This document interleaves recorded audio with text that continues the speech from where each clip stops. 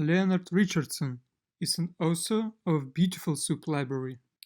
So here you can see tweets about new releases of BeautifulSoup 4 library.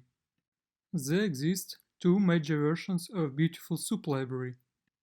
You should avoid usage BeautifulSoup 3 library since it's deprecated. I am using BeautifulSoup 4 library in my tutorials at this channel. So why is it called BeautifulSoup?